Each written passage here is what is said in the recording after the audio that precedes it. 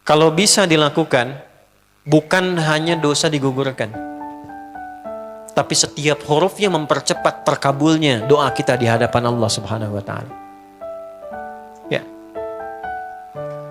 Ada 2 surah di dalam Al-Qur'an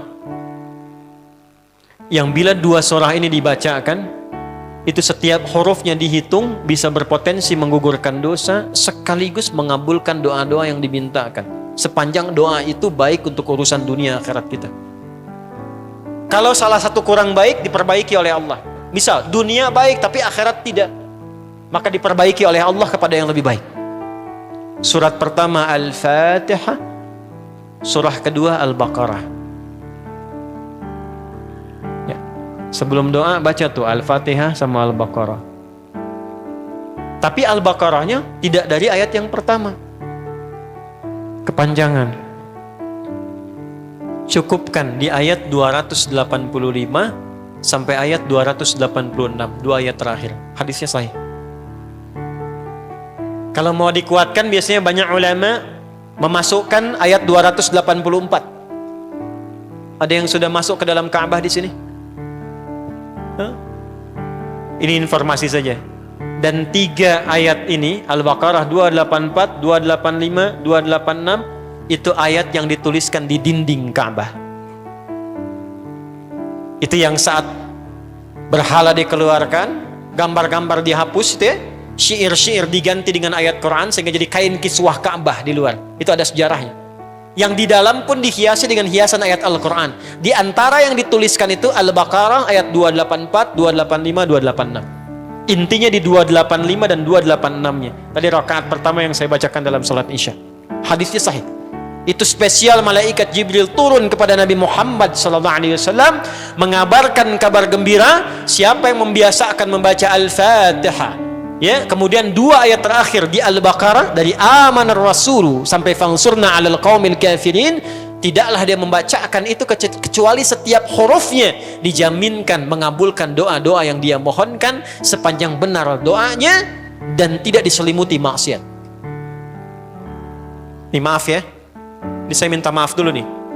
Kalaupun Anda benar doanya khusyuk sampai nangis, tapi ada selimut maksiat dalam permohonan doa itu pengabulannya mental lagi. Hadisnya sahih.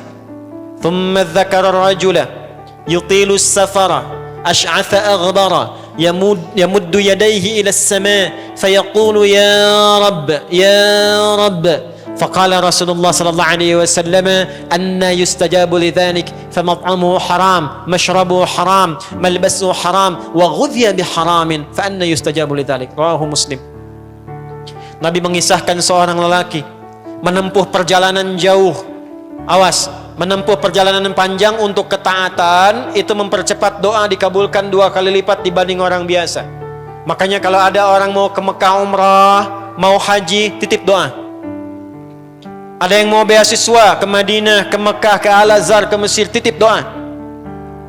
Saya biasanya kalau mau berangkat umrah, Ustaz titip doa, ayo tulis banyak tuh. Nggak saya baca. Saya simpen aja, ntar dekat Ka'bah, ya Allah engkau maha mengetahui.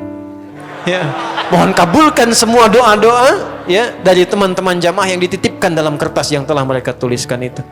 Simple Pak, daripada capek kita bacakan satu-satu. Dan alhamdulillah biasanya ya insya Allah terkabul. Insya Allah. Itu perjalanan jauh. Nah orang ini menempuh perjalanan untuk sekedar berdoa. Safar. Ya, safar yang baik. Kemudian yang kedua, yamuddu yadaihi ilas sama, dia mengangkat tangannya ke langit. Ini saya tidak bermaksud mengajarkan ya, cuma menunjukkan prakteknya begini nih. Ada yang bisa bantu saya nggak, 1 orang maju? Cepat. Yang depan aja, depan. Jazakallah khair. Mohon pegangkan mic sebentar. Ya, terima kasih ya. Lihat sini. Gini. Nah, ya, jazakallah.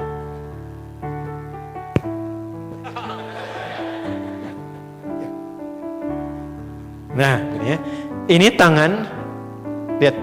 Telapak 2 ya.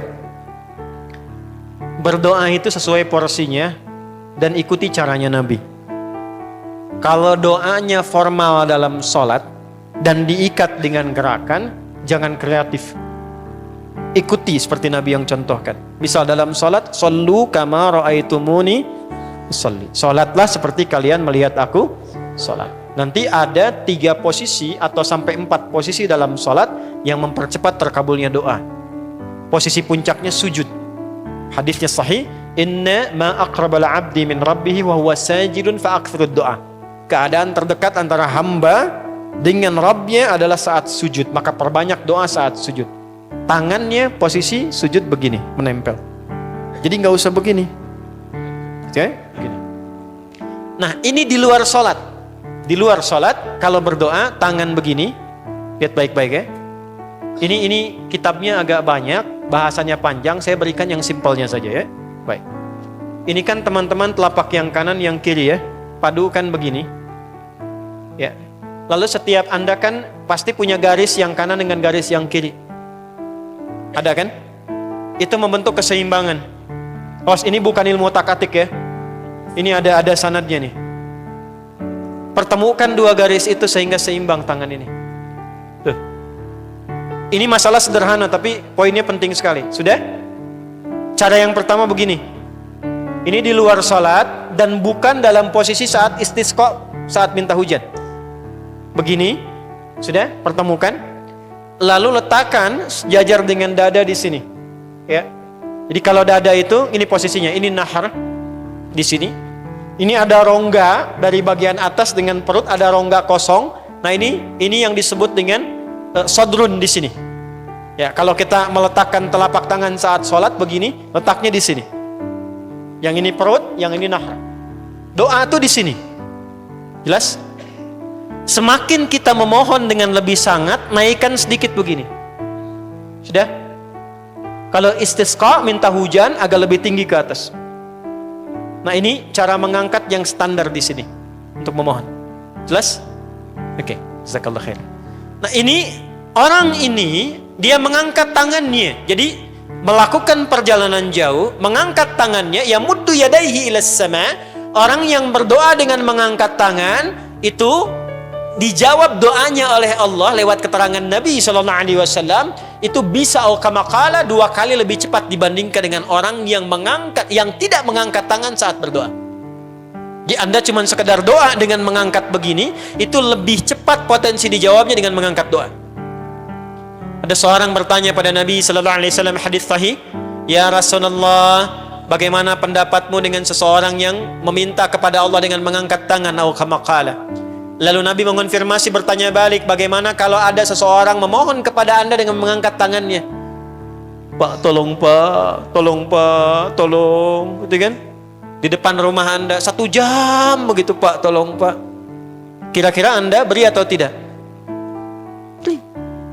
Minimal kalau Anda nggak punya kemampuan, Anda referensikan atau beri sesuai kemampuan Anda kan? Angkat tangannya. Dia jawab, "Saya malu kalau nggak ngasih." Apa kata Nabi? "Innallaha hayyun karimun." Allah itu lebih punya sifat peka untuk merasakan malu pada hambanya kalau dia tidak memberi ketika hambanya mengangkat kedua tangannya. Nah, nanti ada beda-beda posisi. Saat khatib Jumat misalnya 1 begini untuk khatib, makmum mengangkat 2 tangan. Yang ketiga dia mengatakan, "Ya Rabb, ya Rabb." Asmaul Husna. Doa yang dibuka dengan Al-Asmaul Husna itu dijawab 2 kali lebih cepat dibandingkan dengan doa yang langsung dimohonkan kepada Allah. Itu perintah. Tahu Nabi Zakaria? Nabi Zakaria apa ujiannya? Diuji oleh Allah, hidup demikian lama sampai rambut memutih, fisiknya letih, istrinya divonis secara medis, maaf, monofos dan mandul. Kata medis gak mungkin punya keturunan. Maka beliau berdoa kepada Allah dan dalam doanya dimulai dengan Al-Asmaul Husna. Sebelum sampai ke doa itu di Ali Imran ayat 38 sampai 39, buka dulu Quran surah 17 Al-Isra ayat 110. Ini perintah langsung dari Allah. Qulidullah awid'ur rahman ayyamma tad'u falahul asmaul husna. Quran surah ke-7 ayat 180. Walillahil asmaul husna fad'uhu biha. Fad'u biha. Qulid Allah, kalau engkau punya masalah hambaku Dan tidak ada di dunia ini yang tidak punya masalah. Quran surah kedua ayat 155. Wala nabluwannakum bisyai'. Setiap yang hidup itu, aku pasti akan uji dengan masalah. Itu kata Allah. Jangan disimpan sampai di situ, teruskan. Bukan untuk membebani hambaku dengan masalah, tapi untuk menaikkan kualitas hidupnya sehingga menjadi lebih baik. Jadi ketika Allah titipkan masalah itu, bukan ingin membuat kita bermasalah, tapi dengan masalah itu kita diuji supaya kualitas hidup kita menjadi lebih baik. Nih Anda yang kuliah di UPI di sini, ada ujian nggak? Ada. Untuk apa ujian itu diadakan? Supaya bisa melihat kualitas peningkatan ilmu Anda dari masuk sampai naik tingkat. Kalau nggak ada ujian, nggak kelihatan kualitasnya bertambah. Logikanya begitu. Dan tidak mungkin Allah menguji seorang hamba di luar batas kemampuannya. La yukallifullahu nafsan illa. Jadi nggak ada orang yang hidup yang tidak punya masalah. Karena rumusnya mengatakan hidup berbanding lurus dengan masalah. Yang hidup pasti punya masalah. Yang tidak ingin punya masalah, tidak ingin hidup. Karena orang yang tidak hidup, yang hilang masalahnya, selesai hidupnya. Baik. Siapa yang tidak ingin punya masalah? Angkat tangan. Baik. Siapa yang ingin punya masalah? Alhamdulillah. Baik. Yang lain wallahu a'lam. Nah, kulit Allah kalau sedang diuji masalah, kan yang ngasih siapa? Yang nitipkan siapa? Yang punya solusinya siapa? Kalau Anda tahu yang punya solusinya Allah, kenapa curhatnya bukan kepada Allah? Kan sudah dicontohkan di Quran, kalau punya masalah curhatin ke Allah. Quran surah 12 ayat 86, sejak era Nabi Yakub, masalah di rumah tangga, anak bermasalah, curhatnya pada siapa? Allah. Innama ashku bathi wa huzni ila Allah. Aku tuh kalau punya masalah, sesedih apapun, curhatnya Allah. Bentangkan sajadahmu, curhatkan dalam sujudmu, tingkatkan takwamu. Wa may yattaqillaha yaj'al lahu makhraja. Quran surah 65 di akhir ayat yang kedua. Bentangkan sajadahmu, curhatkan, habiskan dalam sujudmu, keluarkan tangismu. Sehingga bebannya jadi ringan. Walaupun solusi belum datang, hatinya sudah tenang. Yang diperintahkan panjangkan sajadahmu, bukan panjangkan statusmu. Kita sudah tahu ayatnya, paham ketentuannya, tapi kenapa prakteknya ditumpahkan di Instagram, di Facebook, bikin vlog di YouTube, hanya untuk curhat saja. Dan ironinya dalam hal yang demikian tahu yang menyelesaikan Allah. Sekarang tambah bonus, aminkan ya. Yang mengaminkan doa ini mudah-mudahan dihilangkan masalahnya. Puguma mana yang ada bermasalah kayaknya di dia. Itu gimana? Kumaha tuh ya teh? Paham? Curhatkan sama Allah. Nah bagaimana mintanya? Sebut namanya ya Allah. Awidur Rahman. Kalau kita ingin minta lebih cepat, minta dengan kelembutan Ar-Rahman. Rahman itu bisa disebut namanya ya Rahman, bisa cari cara mintanya yang paling lembut, yang menyentuh. Allah senang dengan kalimat yang menyentuh. Misal ya. Kembali ke Nabi Zakaria tadi. Quran surah 3 ayat 38. Hunalika da'a Zakaria rabbah qala rabbi habli min ladunka dzurriyyatan thayyibah innaka sami'ud du'a. Ya Allah, hamba-hambamu itu telah menghukumi aku dan istriku tak akan mungkin punya keturunan. Sedangkan engkau yang maha pemberi tanpa punya batasan. Mereka mengatakan istriku punya keterbatasan. Maka aku memohon kepadamu yang pemberianmu tak ada batasan. Mohon ya Allah anugerahkan keturunan dari sisimu saja ketika mereka mengatakan tidak mungkin itu punya. Sungguh engkau yang maha mendengar doaku ya Allah. Perhatikan, kalau kepada yang maha mendengar saja tidak terkabulkan, mohon tunjukkan kepadaku saat ini dengan cara apa lagi dan kepada siapa lagi aku mesti memohon. Itu dalam banget. Ya Allah, engkau perintahkan aku berikhtiar mencari kerja, aku lakukan. Engkau perintahkan mengeluarkan keringatku dengan cara yang halal, aku kerjakan ya Allah. Engkau perintahkan aku jauhi, yang Engkau larang aku lakukan ya Allah. Sekarang aku telah berikhtiar, dari sejak keluar aku telah menunaikan sholat subuh seperti yang Engkau maha mengetahuinya. Dan menjelang malam aku mengadukan bahkan di rumahmu ya Allah, hanya untuk sesuap nasi bagi istri dan anakku dari yang halal itu.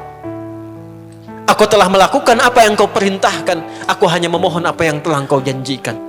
Kalau dengan semua ikhtiar yang aku kerjakan sampai detik aku bersujud di hadapanmu di rumahmu ini belum Kau kabulkan, mohon tunjukkan kepadaku di malam ini ya Allah, dengan cara apa lagi mesti aku memohon kepadamu.